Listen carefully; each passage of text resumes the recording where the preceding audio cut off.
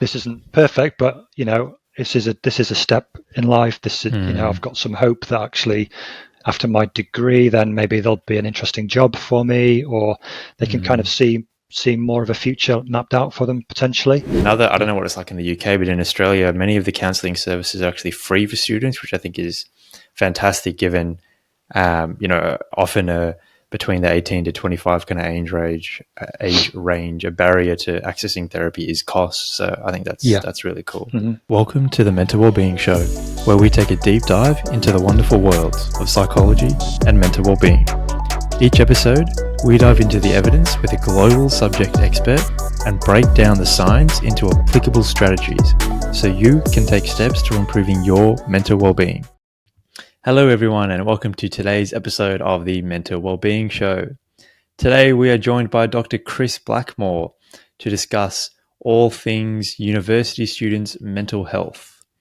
Chris is a senior university teacher at the University of Sheffield, and he's published prolifically in areas of online student learning and students' mental wellbeing.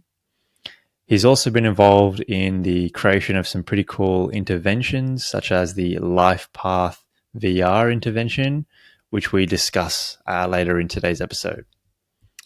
So in today's episode, we really focus on some of the tough challenges that university students face and the effects on their mental health. We cover the links between academic outcomes and mental health challenges. And we spend a lot of time really discussing some of the strategies that university students can use to improve their own mental health. And that was probably the highlight of the episode for me, was to discuss kind of the one-on-one strategies, more traditional ones like therapy, but also some of the larger at-scale interventions like workshops and online platforms that university students can kind of tap into to improve their mental health. So it was a pretty cool episode overall, really practical, steeped in, evidence-based strategies that hopefully, people listening can really take away and implement straight away without any real barriers to access.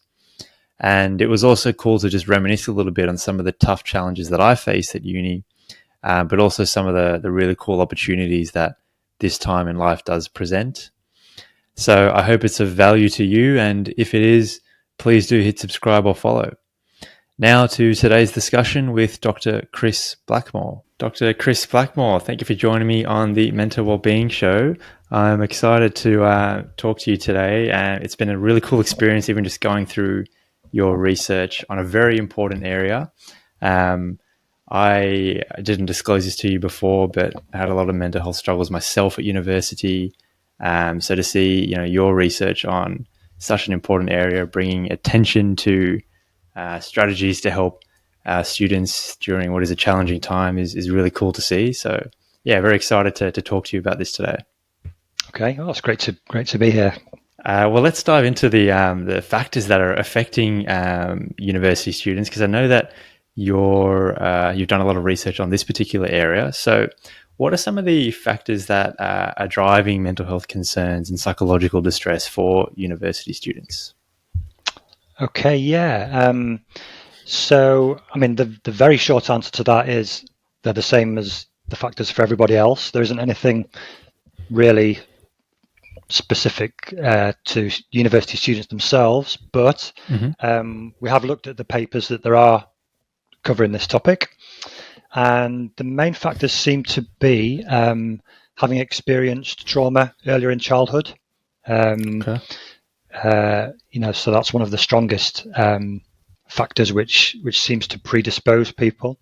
Other big factors are students who identify as LGBTQ, and I guess that's something in there around experience of maybe inequalities and feelings of unfairness, perhaps. Also, a big factor which I think is increasingly being talked about is around neurodiversity. So in particular, students with autism. And I wouldn't be surprised if also in the next few years we see ADHD kind of figuring more and more in this research. I know just in terms of my dealings with students that it seems to have come up again and again over the last few years, that students are coming to realize that they have ADHD, and perhaps only do that when they've actually started at university. The shift in perhaps environment or in working patterns kind of causes them to question certain things, and then they start on a journey towards realizing that actually they have some neurodiversity issues going on, which they perhaps weren't previously aware. So yeah, those I suppose those three main factors really around trauma in childhood, identifying as LGBTQ plus, and also students with autism. They seem to come out of the literature as three of the strongest things that predispose people to experience mental health challenges. And I think you alluded to it as well, in that these are marginalized groups that experience mental health challenges, whether they're students or not, right? So it's just kind of the same mirror, if you like, in a student population. Exactly. So, I mean, let's say broadly with the student population, we're talking about 18 to 22, 3 probably. Actually, if we look at that section of the population, students probably fare a bit better. Their mental health is arguably slightly better than that of that same age group across the general population. We can look at that through things like rates of suicide, of course, sadly, but other markers which suggest that probably the people coming to university, in some respects, are less likely to experience some of these issues. But of course, there's lots of complexity here, and as I'm sure we'll talk about, even the act of coming away to university and making all those changes, that shakes things up for people, and that can certainly cause problems to emerge. So it's not a kind of a definitive picture, but overall, there's reasons to be kind of cheerful about student mental health, but also clearly some concerns that we need to take very seriously. Yeah, okay. And I didn't actually know that. So just to clarify, some of these marginalized groups are actually who are students, actually present with better rates of mental health or mental distress than their non-student counterparts. Is that right? Yeah. So if we looked at, again, if we took the 18 to 22-year-olds, let's say, took a slice of them across, and I suppose I'm talking specifically about the UK, but I suspect this will hold true around the world. If we look at them and compare them to students in the UK, the rates of student mental health are better. So students are doing slightly better, and I suspect there are some underlying factors there around things like socioeconomic background. So probably people who are coming to university are, less likely to be coming from very challenging social backgrounds, and there are some factors which predispose them to being able to come to university, which suggest that they're in a slightly better place. But having said that sounds like it's sort of diminishing all the challenges that students face, which we're going to get into, but they are significant and certainly can bring about serious difficulties for people. Yeah, and we certainly will get into the weeds of kind of what those challenges are.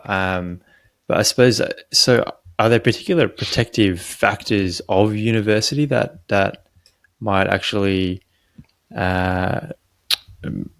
be reasons for why we see kind of higher levels of mental health compared to non-student counterparts in that 18 to 23-year-old kind of age range? Sure. So yeah, let's think about the kind of the positives first, and the protective factors, as you say. So I think I would sort of take a fairly kind of global approach to this and talk about things like sense of hope and sense of meaning and purpose. Despite the challenges that university life brings, actually, it is an exciting thing to do. It is, people feel like they're taking a step forward in life. They're on that, maybe a career ladder, or they're exploring a new area of knowledge. There are lots of really, really positive things about the experience of being a student and feeling as though you're going somewhere in life, I suppose. And when we think about people who maybe don't have those opportunities, they might be struggling to find a job, or they might be in a job that they realize, actually, is this it? So I think some of those kind of more universal things are probably underlie some of the difference in the figures that I don't know, maybe some of the students watching this might be thinking, oh gosh, I'm not sure this is true for me. But in general, across the piece, I think people going to university do have a sense of, okay, well, this isn't perfect, but this is a step in life. This is, I've got some hope that actually after my degree, then maybe there'll be an interesting job for me, or they can kind of see more of a future mapped out for them potentially.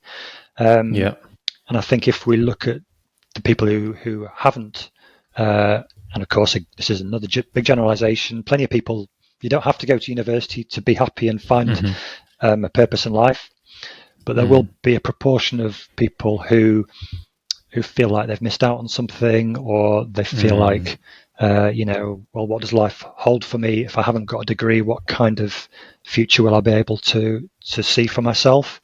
So I think, again, kind of a bit of a warning around the generalizations here, but some of those factors I suspect are important. Maybe a couple of other things around students feeling like they're kind of part of a cohort, part of a group, classmates, finding new friends, doing new things, trying new sports, whatever it might be. University life opens up a lot of avenues for people. People might have their first relationship, they might move away from home and kind of realize they're spreading their wings a bit and finding where they want to get to. So I think those are some of the positive things that once you arrive at university probably counteract some of the negatives that are also wrapped up with that experience.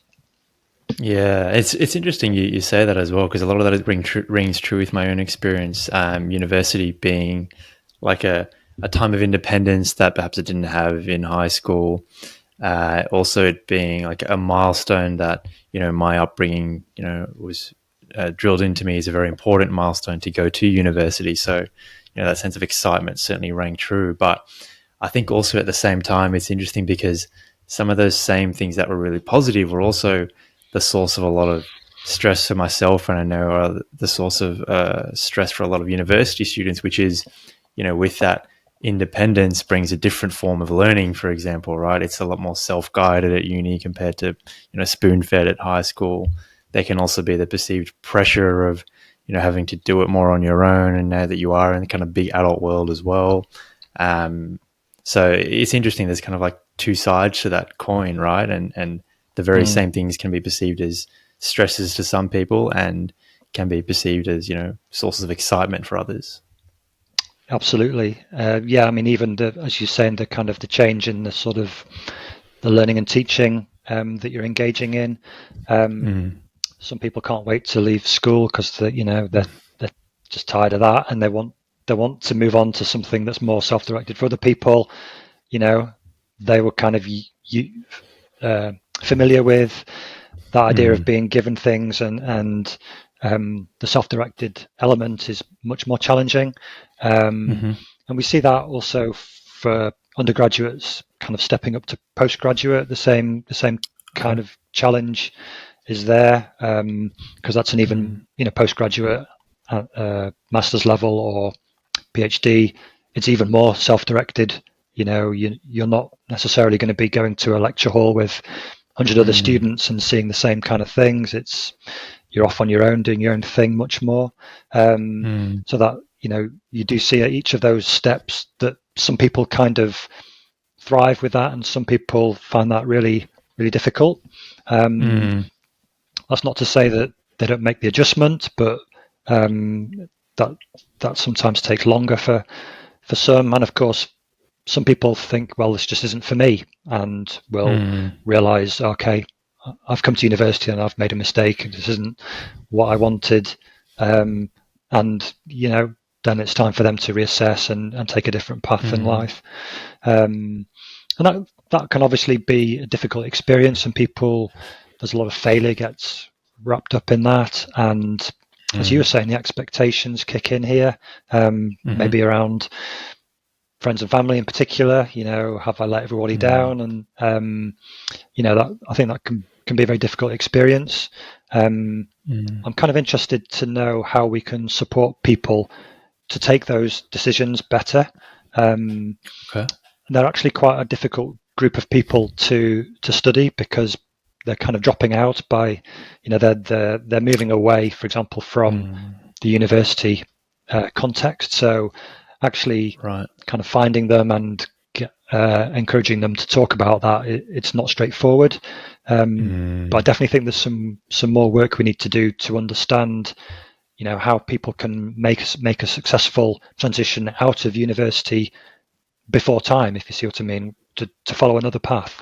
We're starting to think more and more about how do we help people into university and out at the end successfully when they've got their qualification. But actually, there are people who take these other paths, and I think there's sometimes a feeling that, well, okay, they've kind of disappeared, so the machine rolls on, the juggernaut rolls on, and we haven't got time to think about them. But actually, they're a small but really important group. There isn't a whole load in the literature about the experience of, for example, not completing a PhD. So I think that's something that we perhaps need to think a bit more about. Hey everyone, Indy here. Just a quick break from our discussion with Chris today to ask for a small favor. If any of the episodes of the Mental Wellbeing Show have brought value to your life, I'll be very grateful if you were to hit subscribe or follow, as this is how I continue to grow the show and have these evidence-based discussions where we communicate applicable, real-world strategies out to the broader community. Episodes are going to be going back to a weekly frequency very soon, and we have some pretty cool ones lined up in the pipeline. Some episodes on AI in psychology, organizational and work psychology, and the relationship between money and mental health. So hit subscribe and follow if you're pretty keen to stay tuned for those. Thanks for tuning in, and now back to today's discussion with Chris. Yeah, that really resonates with me. I actually started my undergrad about 10 years ago and took a break for 2 to 3 years, and it was very much, even just culturally, friends and family, the implicit message was, well, what are you doing? There is this one linear path that you have to follow, and even just taking a break, there was this perception that I certainly felt of, almost a failure not being able to complete that. So it certainly resonates with me, and I'm sure a lot of people do have that perception as well, and it can be a difficult and lonely place to navigate. Yeah, and I think loads of people actually do start one degree, realize it's not for them, and swap to another degree, or start something and think, actually, university life, I'm not suited to that. And as you've said, it's very easy for feelings of failure to kind of get attached to that, and for people to feel ashamed, like, I've messed up, and and so I think there's, I imagine, quite a lot of stigma around that issue, and maybe it doesn't have to be like that, So it would be good, I think, to imagine a world where, it's easier to make that decision. We don't, obviously, university life is there are a lot of ups and downs kind of inherent in the experience, and there are going to be difficult points in every degree, and exams to get through and all the rest of it. So we're not sort of talking about encouraging people to leave who otherwise could complete. I'm 100% in favor of supporting students through their difficulties, no matter what they may be. But for those people for whom actually stopping is the right thing, then let's work out how to do that in a really good way, so that any of these feelings of shame are kind of minimized, and they're supported to think, okay, well, this isn't the right thing for me now, so what are my next steps going to be? So I'd be very interested to get something like that off the ground, and I guess the place to start is to speak to some of the people who go through these experiences to understand it a bit more. I think that's always the the first step is okay, well, what's the lived experience of people who go down that route? Yeah, it's interesting. I didn't even consider that as a group of research interests, but yeah, that just makes complete sense. And you mentioned something earlier as well, Chris, in terms of this kind of period of transitions. And to me, reading through your research and that of others in this particular field, it seems like uni is this unique in the sense that there's so many transitions happening at once. There's a lot of people moving, from moving out of home for the first time. I don't know what the UK culture is like, but particularly in America, like moving to a completely different city. Then you've got transitions into, like we alluded to earlier, the learning style. You've got transitions into different forms of relationships. The high school relationships, the people you see every day are now disrupted, and there's a lot more kind of uncertainty when you go to uni in a new environment. So it just seems like there's a lot of transitions happening at once, and my assumption is that is the cause of a lot of stress for some people. Is that something that you've seen at all in talking to students or in your research? Absolutely, yeah. I think you're right. We have the same situation in the UK where actually moving is very common. It's not so common to go to your hometown or city university. Usually people are looking to move around, and that's kind of often thought of as part of the experience, is taking a step away from your home.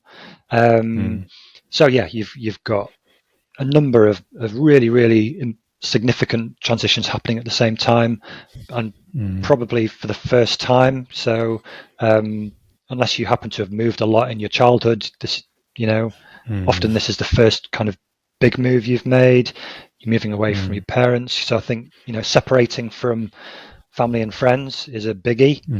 And there are, as you've said, so many other things that are changing all at the same time. Now that can be great, and it can be exciting and stimulating, and you've got the chance to spread your wings, explore a new place, do things you've not done before. So there's loads of positives there, but there's a lot of challenge too. And so we know that I'll say normal students. The average person will find some of these things probably temporarily difficult, and will have to go through a period of adjusting, will be feeling homesick, will be going home and probably crying in the room at times, and feeling really miserable and down.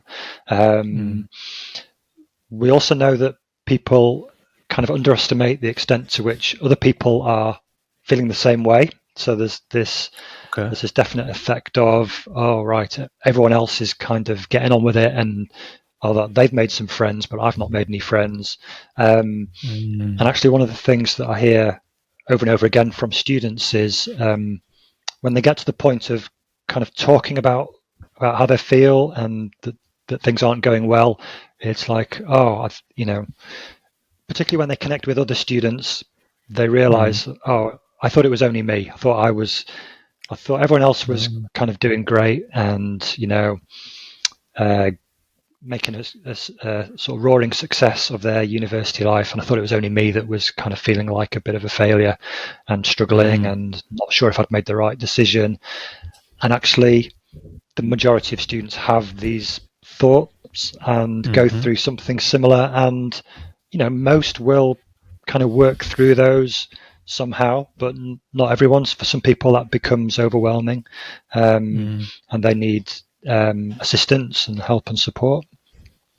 So there's a definite dynamic of not wanting to talk about it because it feels like maybe it's just you. And again, I think we're talking here about a lot of kind of stigma associated with not making a success of the early days of university life. Right. So that's a really important dynamic that, again, I think it's something that as staff members, as family members, as friends of people, we can actually help to do something about this. And I think it's often wrapped up in the expectations of what university is going to be like, that it is going to be the best years of your life and it's going to be amazing from day one. And actually it's not. It's there are going to be quite a few ups and downs, and that's normal. And it's normal to feel at times like maybe you've made a mistake, or you don't really like this, or you're just homesick. You just wish you could hang out with your friends or see your mum and dad or whatever it might be. I think we maybe need to encourage students to kind of expect some of those more difficult things to happen early on, but to have some ideas about how to meet those challenges. And look, I know we're going to dive into kind of solutions and strategies in a second, but this is a really interesting point you've raised. Do you have any ideas as to how you could go about changing those expectations, like practically what it would look like? Would it look like, I don't know, workshops before people get to uni, or how you could normalize this and change the expectations for students so they don't run into these troubles of different reality versus the perceived expectations? Yeah.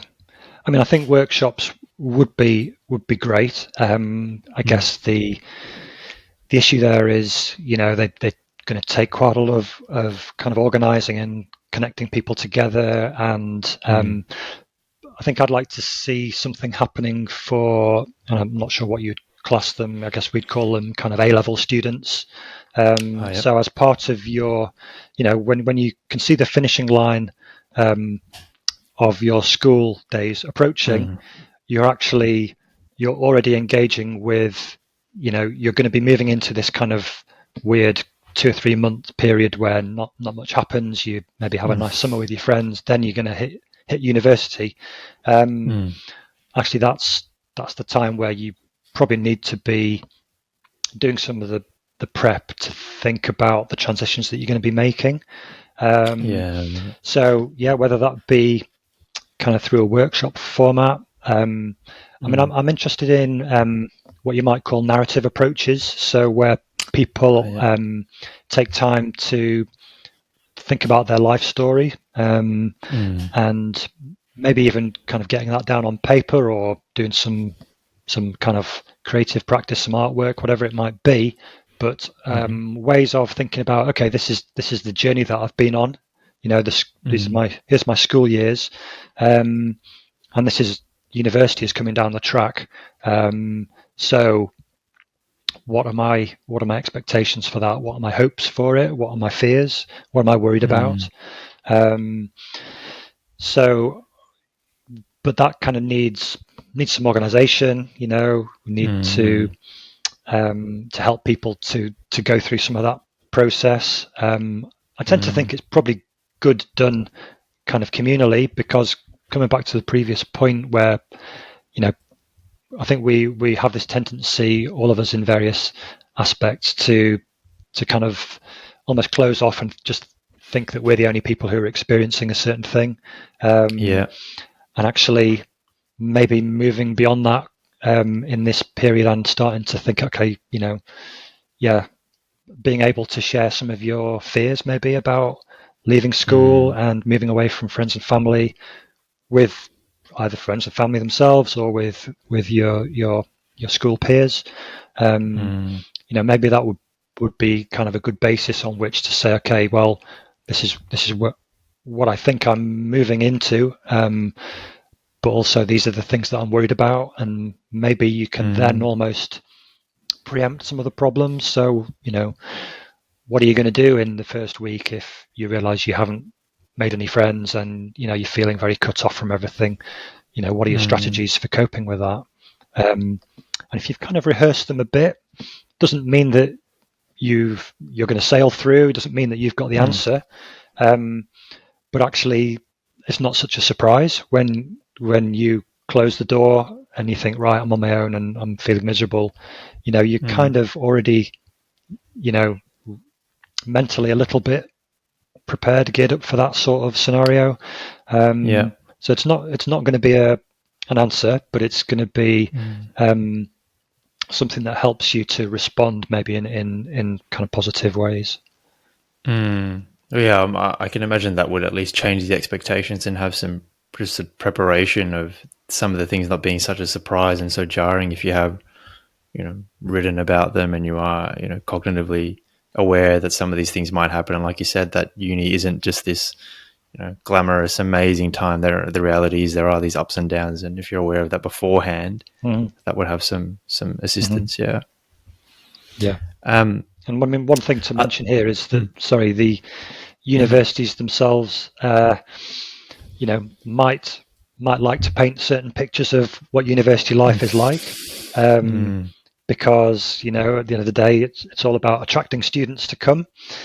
So there are some tensions here, kind of within the institutions, and let's call it the marketing department might be trying to present a particular version of what life at university is like, whereas maybe let's say one of the support services, the counselling service, if they were talking to prospective students, they would probably be framing that slightly differently.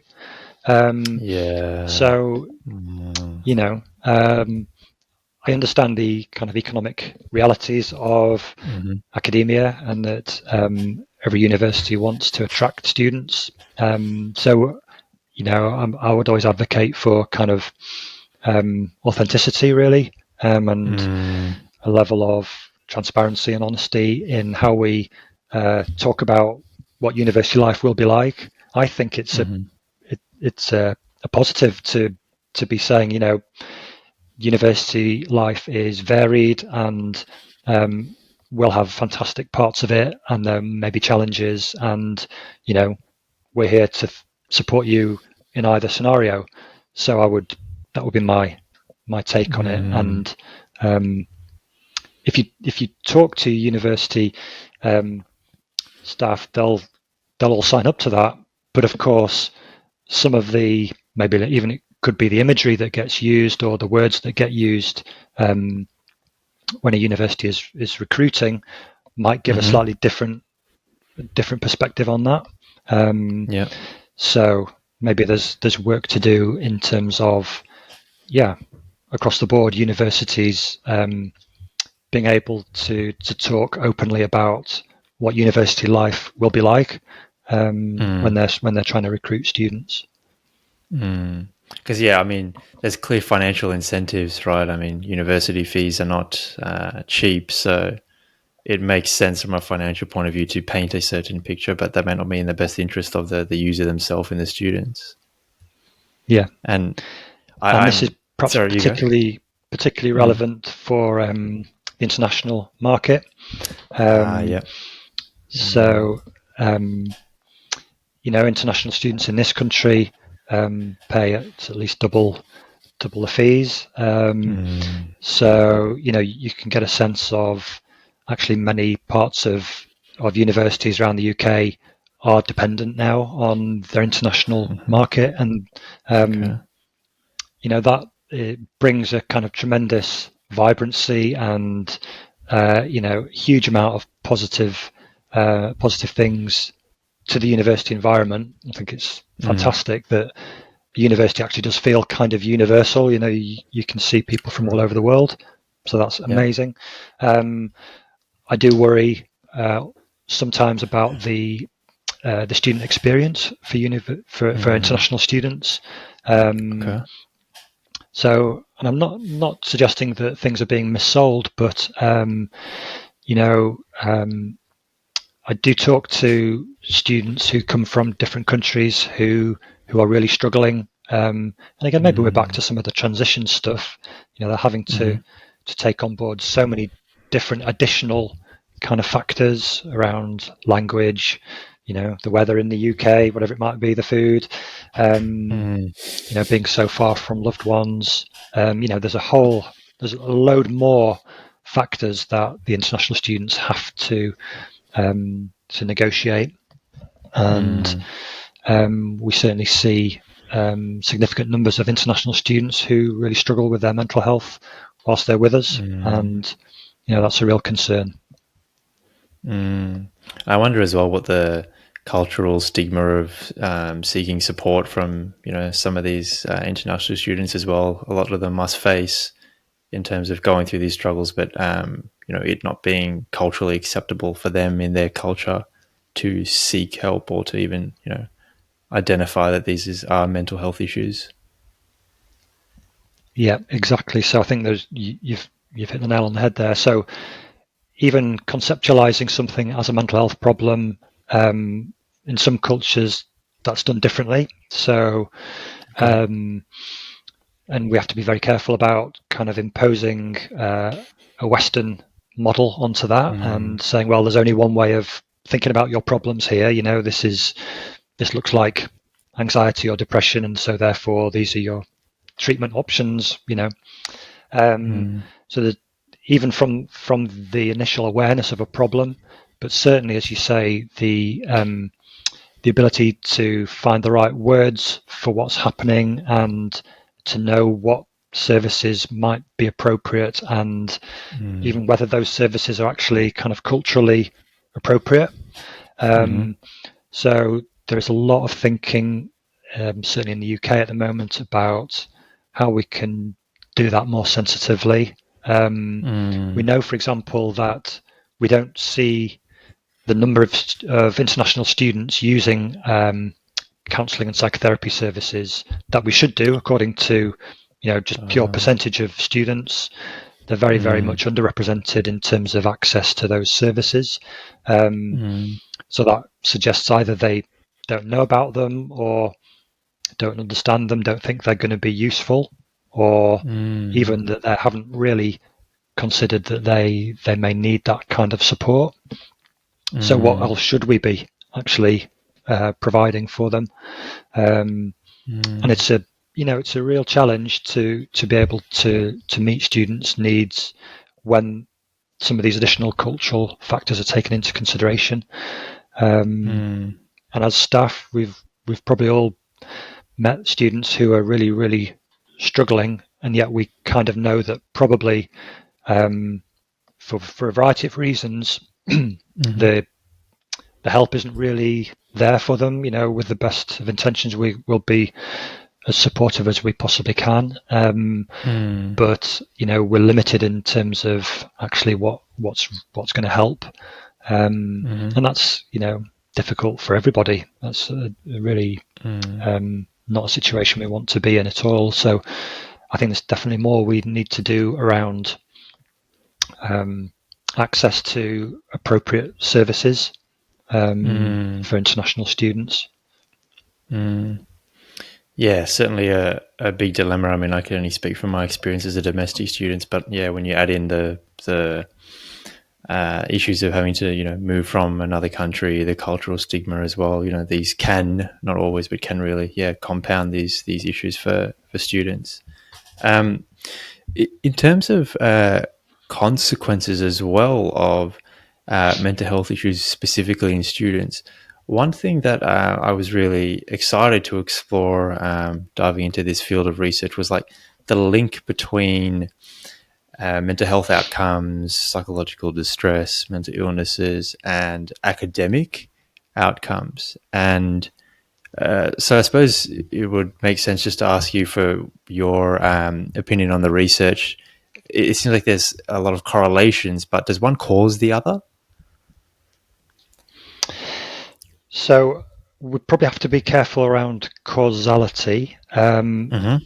We might guess at which direction that could work, but maybe we'll come back to that in a bit. Okay. As you said, there's a pretty clear association between poor mental health and worse educational outcomes. And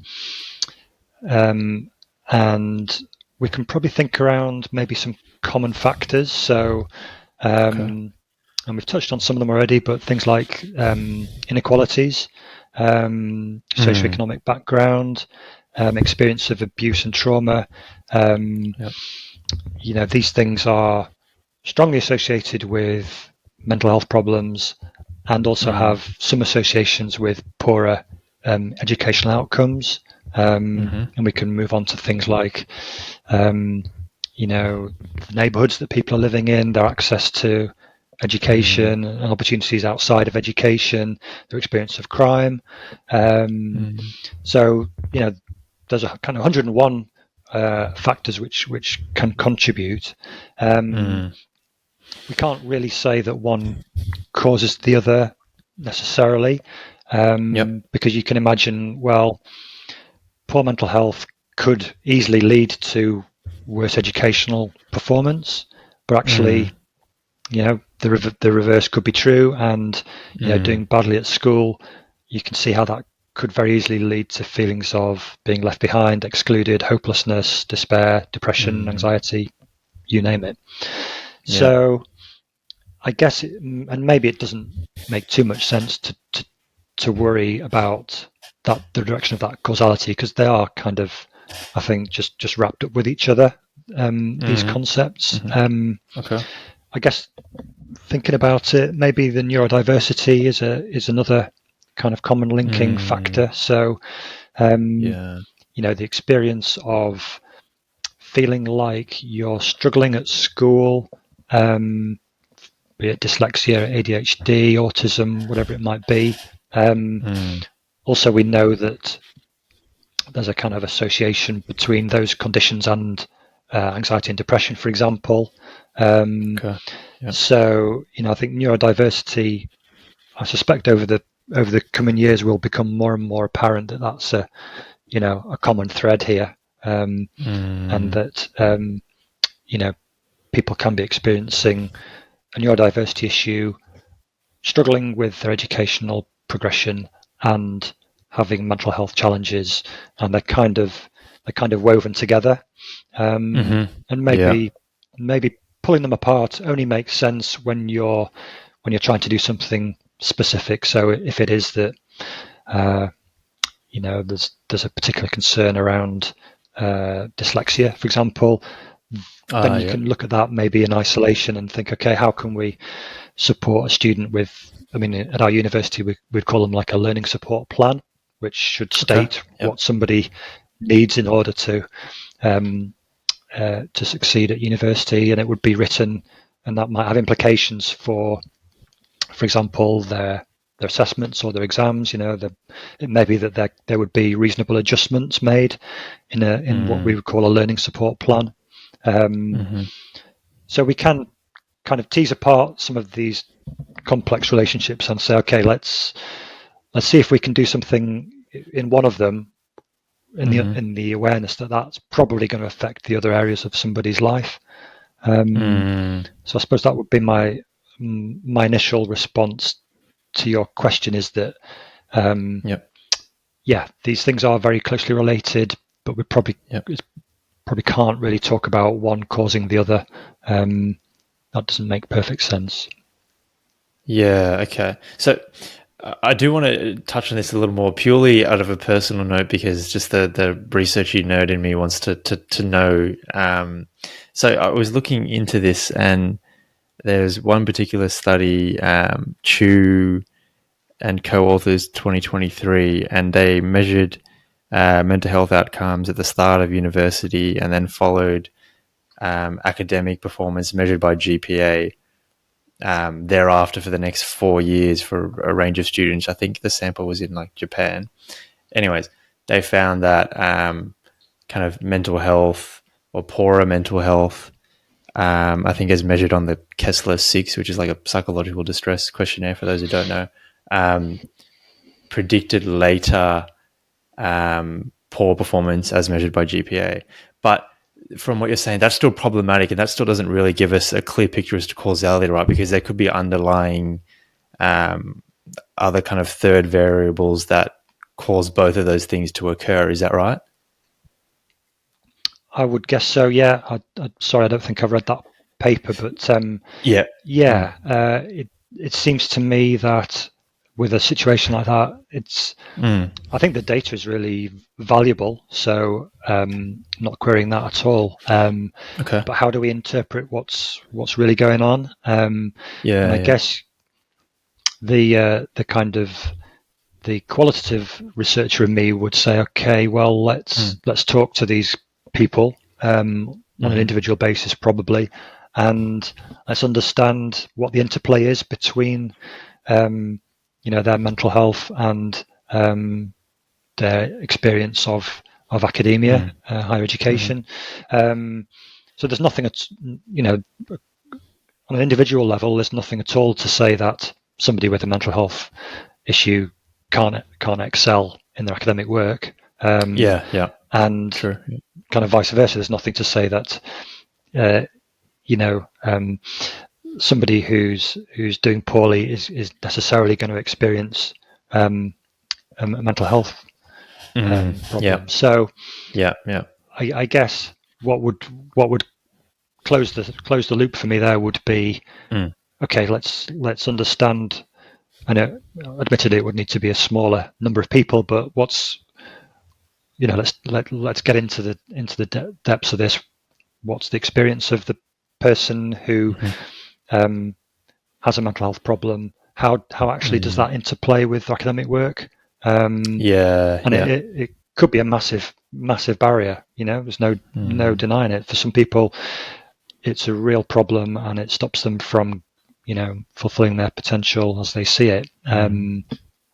But I think we'd want to understand in a bit more detail really what the individual experience is. No, that makes sense. It's an interesting area. And look, I think you're exactly right about there's clear there's some correlations there, but that's a really good point that obviously if you have a mental health issue, mental illness, it doesn't mean you can't thrive and succeed academically at university and vice versa. And I like what you said as well about the neurodiversity, kind of those with who are neurodiverse and how it may play out in their own learning experience, because I'd never actually contemplated that. And I get the feeling that the conversation around neurodiversity will change quite a bit over the next few years, I think. Just the number of students that I have had contact with who are coming forward and recognizing these things in themselves. I suspect there's a huge wave of, for example, ADHD diagnosis going to come, and we're going to need to make sure we understand what that means, what the implications are for higher education, and maybe it will move us forward in our thinking as well, kind of as a culture around what some of these things are.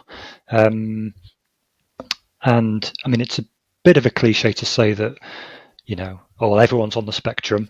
I'm sometimes a bit wary of that, but actually so many people do have aspects of themselves which aren't kind of completely normal, or we are all quirky, and we've probably got bits of that we hide and suppress and try and fit into normality, but actually people are unusual and amazing and unique and all the rest of it. And I'd advocate around conversations which are to do with kind of recognizing that, celebrating it where we can, understanding actually these things tend to be framed as deficits, and of course often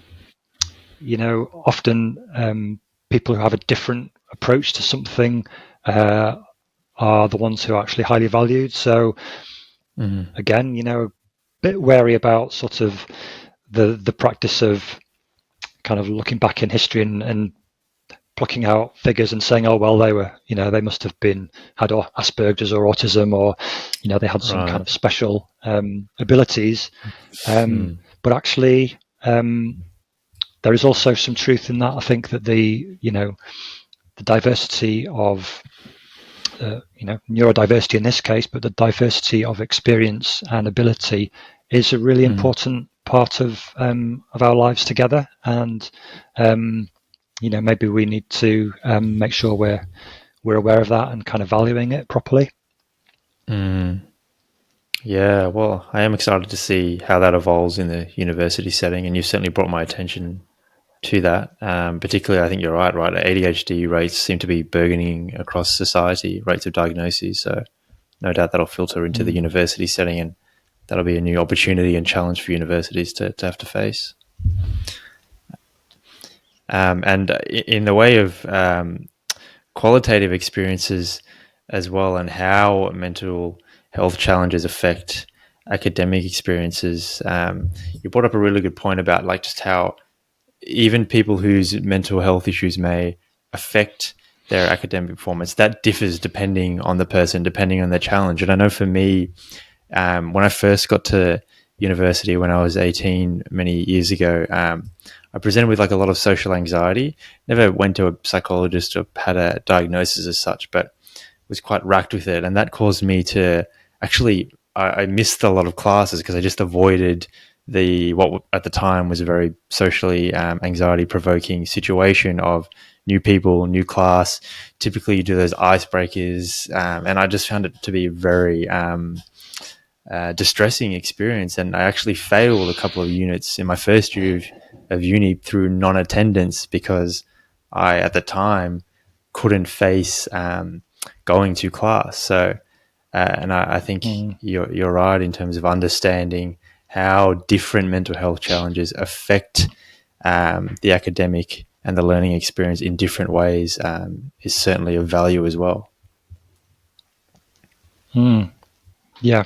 Well, I'm sorry to hear that you had that experience, and I'm sure. I mean, I can relate to that, and I'm sure lots of people can. That actually, there are things about university life which are kind of uncomfortable and at times unbearable. And it sounds like you needed to do that to kind of look after yourself. So again, I suppose at the time it feels like a failure. And oh gosh, I've flunked this class, or I'm not going to pass this exam, and that's never a great feeling. But seen in another way, you did what you needed to do at the time to kind of survive and retain your sense of identity and to kind of hang in there. So you got through. But yeah, there are definitely parts of the university experience which are difficult, and whether that's exams, whether that's meeting new people, it does come with challenge for sure. Yeah, definitely. And I mean, obviously, to meet those challenges, unis are doing a lot right now, and there's certainly some changes that they can make, which I'd love to discuss with you and get your expertise on. I think, look, there's a lot in the way of solutions and strategies that I think we can discuss, but to me, just the most obvious one, not necessarily the most important, is to start with the counselling services that universities offer to students. So I'm curious, what are your thoughts on generally just on the effectiveness of counselling services for university students with mental health challenges? Do you have any thoughts on that? Yeah. So I think it's a great question, and my initial response to that is that, yeah, for the majority of people, the accessing counselling and or psychiatric support and help is it's the obvious first step, because speaking from an evidence point of view, we know that these things will work to a certain degree for most people. So, I guess in a sense, regardless of whether someone is a student or not, one of the things that I would be suggesting if you're struggling is, okay, let's consider counselling and or psychotherapy, and potentially in combination with medication, if that's thought to be appropriate by a medical professional. So I suppose what I'm saying is that the obvious kind of tools that we've got are the obvious ones to use, because we've got lots of evidence about them, and we know that they are likely to really help. I'm also aware that there's a whole kind of other section of assistance which is classed as around self-help or things that you can do for yourself, and perhaps we'll consider those shortly. But in terms of university students, I think counselling and psychotherapy, that from the data that I see, it is equally as effective as for non-students. There isn't anything to suggest that it's going to be less effective. And in fact, one of the major predictors for counselling and psychotherapy not working is being unemployed, certainly for the UK, for the NHS. So, we know that people who are out of work are less likely to benefit from counselling and psychotherapy. Now, that there are all sorts of other mediating factors here around, socioeconomic background, etc. But students are actually, they're not employed as such, but they are engaged in something meaningful. So already their chances of benefiting from counselling psychotherapy are elevated compared to the general population. So there's good reason to think that actually, if you're really struggling with something, and you are nearly, or you are at the point where you could talk to somebody about that, then going to see a qualified therapist is probably the best thing you can do. So that would be, the evidence would suggest that's kind of the first thing to consider, really, because we know that, again, widening this out across the UK population, the last data set that I saw suggested that for people who go to counselling and psychotherapy, very roughly about 50% of those people will recover either significantly or partly. So there'll be a measurable improvement.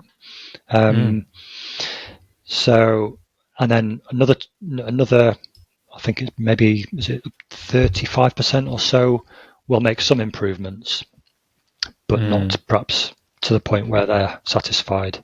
And then there's a small number who don't improve at all, and a very small number who get worse. So the chances are that counselling and psychotherapy will move you in the right direction. It's not always the answer. There isn't an answer often, but it is very likely to help. And I've never seen a university-specific counsellor or access counselling services, at university, but I would assume that psychotherapists, counsellors there are clued into some of the more specific stresses that university students may face, or their, experience itself. So that certainly may help as well. And another, I don't know what it's like in the UK, but in Australia, many of the counselling services are actually free for students, which I think is fantastic, given, often between the 18 to 25 kind of age range, a barrier to accessing therapy is cost. So I think that's really cool. Mm-hmm. But a barrier itself, though, is still wait lists. Like here in Australia, I think wait lists, I mean, everywhere for psychological services is huge, but that university counselling services are no exception either. That's right. Yeah. And that's difficult to feel like you're at the point where you're ready to ask for help or to engage in doing some work, and then to be told, okay, well, come back in 3 months. So obviously, if the universities had magic wands or magic money trees or whatever you want to think, they would be able to organise services in such a way that those waits didn't exist. So that is a major problem. And I suppose that does lead us on to thinking, well, what can you do either while you're waiting, or if counselling and psychotherapy isn't for you, what can you do instead? So what are the options for you? And also, what are some of the kind of protective or preventative things that you might be able to do? So taking more of a sort of a public health approach. And we know quite a lot about that, and I know that that's something that you're interested in, is this idea of self-help and things that we can engage in on a regular basis that are likely to be good for us and to boost our mental health, and to mean we're less likely to need that kind of sort of formal support. Yeah. So what in the limited time that we have, there's so much I'd like to cover with you, but in that time, what would some of the self-help interventions look like for students, or what are other more scalable interventions that you see effectiveness and efficacy in beyond just accessing, more traditional one-to-one psychotherapy? Yeah. Okay. So, again, I suppose thinking about the NHS more widely, so that's our National Health Service in the UK. We've got approaches such as 5 steps to wellbeing, to mental wellbeing, I should say. So I can kind of go through those. So they're kind of more like broad aspirations, really. But firstly, connect with other people. Secondly, be physically active. Third, learn new skills. 4, give to others. And 5, pay attention to the present moment. So those are, and there's good evidence to say that they will boost mood. Now, we quickly get into a kind of conversation around, okay, well, they're not potentially addressing an underlying trauma, let's say. So there are theoretical and clinical considerations to be had here about the extent to which a general sort of self-help approach like that is that even designed to get at some of the things that we know are contributing to someone's mental health in a more clinical sense. But notwithstanding that, there's loads of interest in, for example, physical activity and mental health, and massively strong links between those two things. So, if you go for a short walk every day, that will, give you a measurable boost to your mental health. Other things, if you connect with nature. Likewise, loads of research going into the links between, spending time in nature and mental health.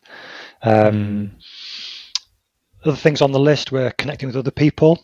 Now, we are social animals, but as you alluded to earlier, sometimes that's not the right thing for us. So, you have to be a bit careful about how you consider that. But in general, actually being with other people is good for us, as long as they're the right people for us at that time, I guess. So spending time with friends, learning new skills. Well, students should have that covered, really, because hopefully university is the kind of environment where you are being exposed to new ideas, new skills all of the time. Giving to others is an interesting one. So actually, getting involved in, doing some voluntary work or doing something that kind of takes you outside of yourself and perhaps involves a different kind of transaction.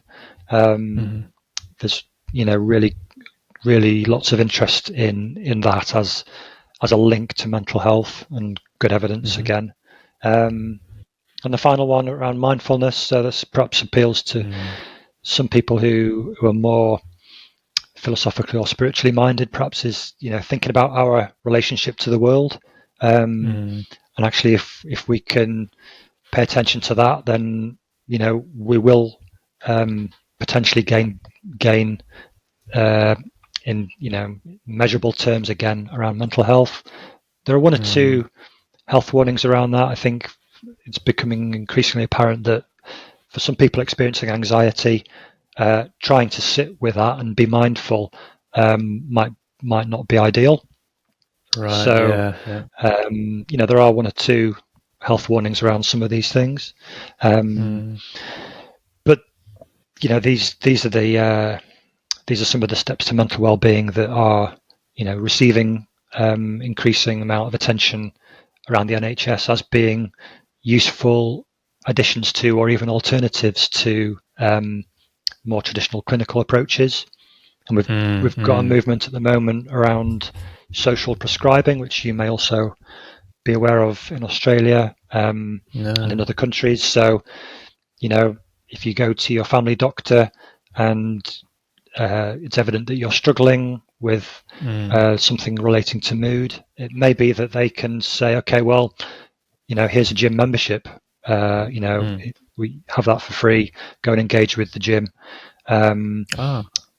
Could be going to a walking group. It could be, a night class doing drawing or singing or whatever it might be. But, we are all kind of multifaceted people with all sorts of interests. And actually, if you can plug into one of those or reconnect with something that actually you get a lot out of, well, maybe that's the thing that will make a big difference to you. Maybe, I don't know, making sure you go and see a film every week or, whatever it might be, live music, food, some of these things which enrich our lives. Actually, they are, I think, very good at being protective of our mental health. And if for whatever reason one of those drops out, I don't know, perhaps you start to feel like you don't want to go to the cinema anymore. Maybe you're losing something there, and maybe actually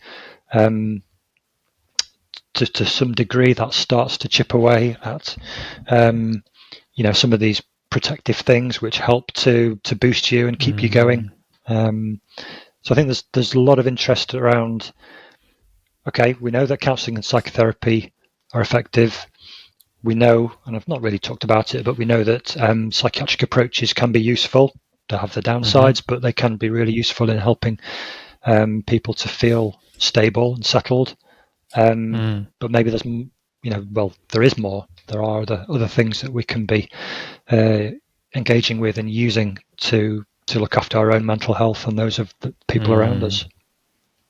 And I love that the 5 steps that you outlined, they're all very accessible, not necessarily easy, because, for some people it may be harder to, like you said, connect with others socially, but they're all low cost, low barrier to entry, things that, people can readily, for the most part, do in their own lives.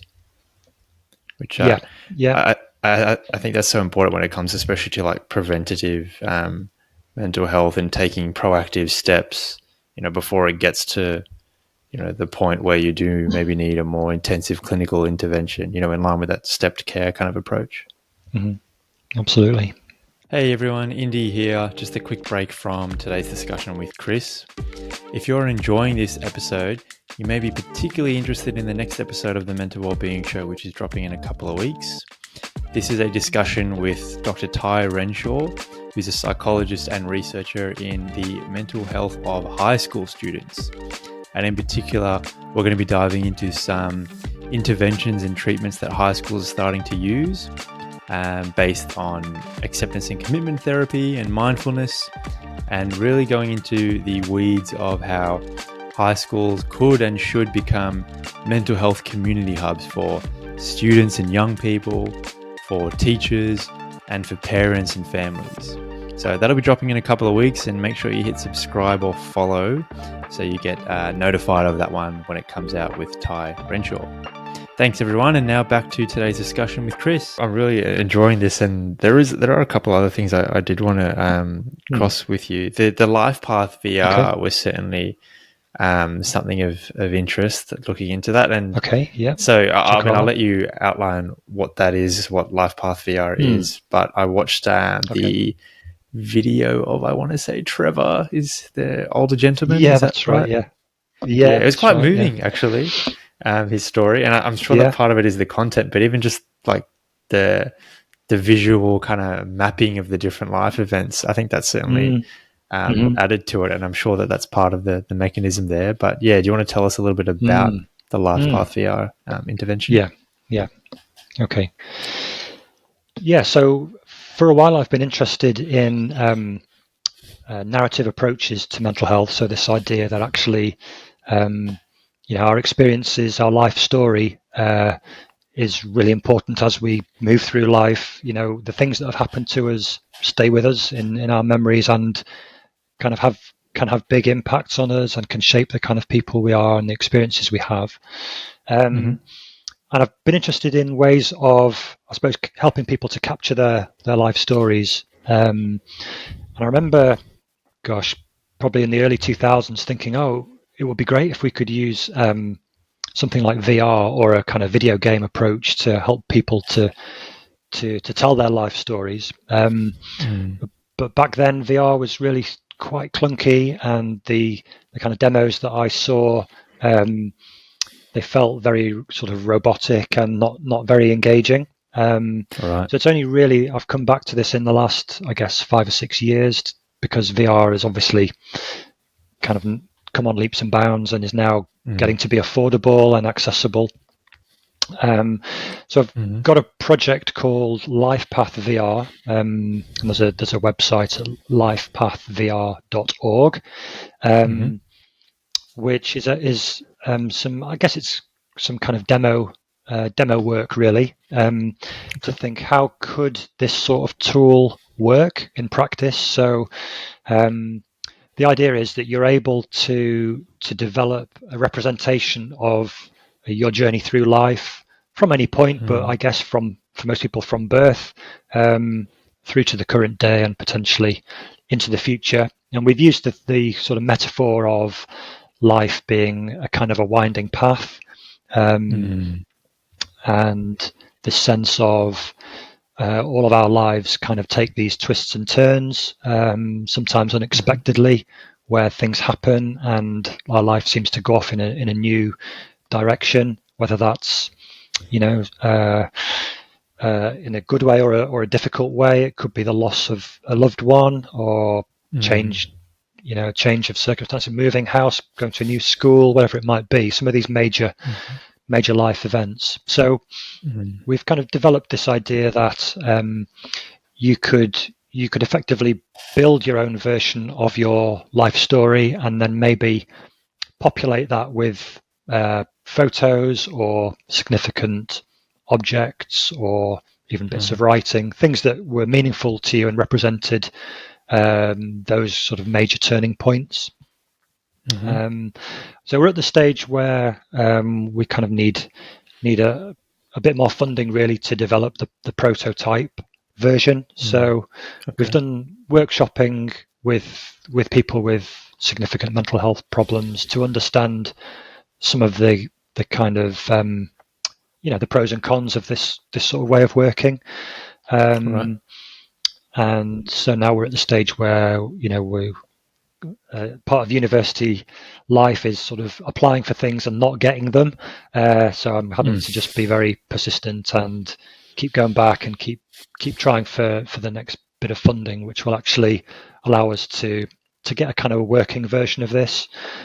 And then we can get people using it and giving us some kind of proper feedback on, what bits they like, what bits they don't like, what are the bits of functionality they might want to see. Do they want it to be able to play their favorite music from their teenage years, whatever it might be. There's all sorts of things that could be built into a tool like that. But we need to get to the point where we've got something that people can kind of use and give us some data on, and then we can dig into it really and start thinking, okay, well, what's the actual benefit? So it might be nothing more than just a fun thing to do for half an hour, and that's not a bad thing. It might be something that actually is going to be useful in clinical work. We've had interest from various groups. So, for example, people coming towards the end of life, people in hospice. It might be really interesting to work with them. Who they'd be able to kind of capture something of their life and perhaps show that to other people, as they're approaching their death. Show that to friends and family and say, okay, this was how it was for me. Similarly, people with long-term conditions or memory problems who want to capture something before their memories start to be more difficult to access. So, we're at that point of thinking, okay, well, we've got an interesting idea, but we need to kind of take the next step forward, really, in terms of building a version that people can use.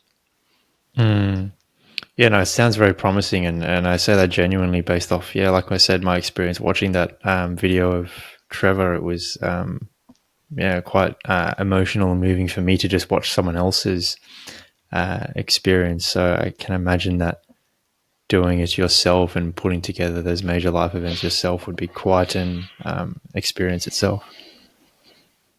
Yeah, and we're interested in what the immersion actually does to you. So, you can imagine doing the same sort of thing on paper, and I've done that on paper with people, or even kind of with a photo album. That's kind of not too dissimilar from what we're talking about. This chronological sequence of images which capture something.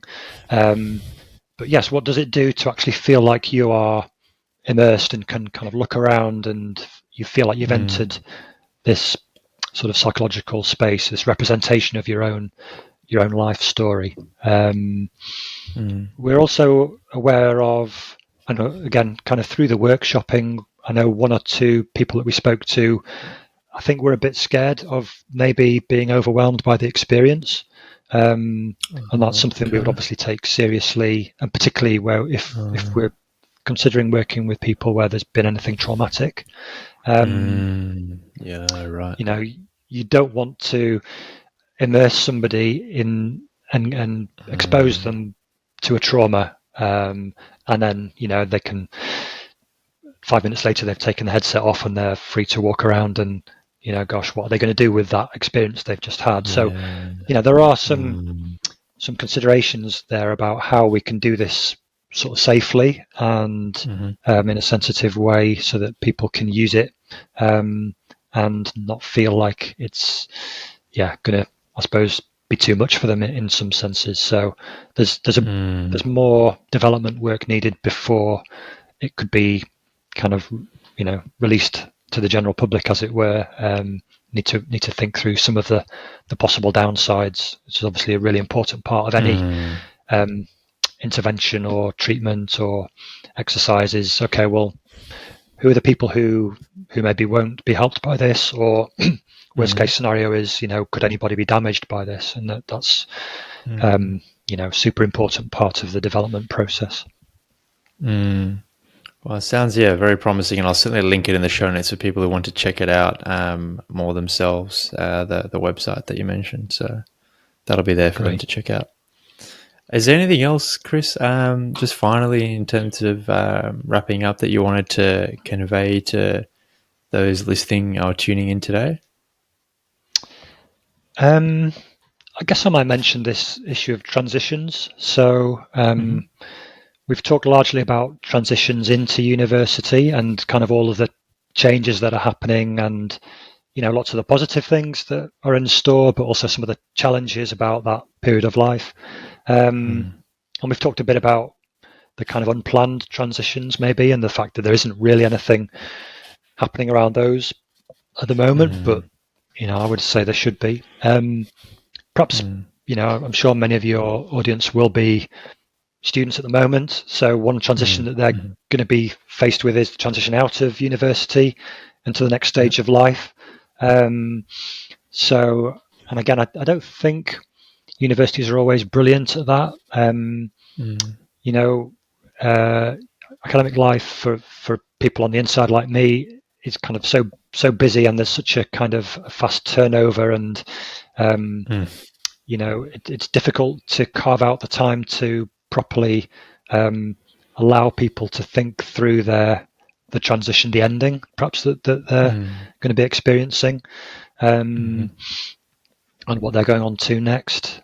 I mean, we often we'd have obviously the kind of the regrouping at a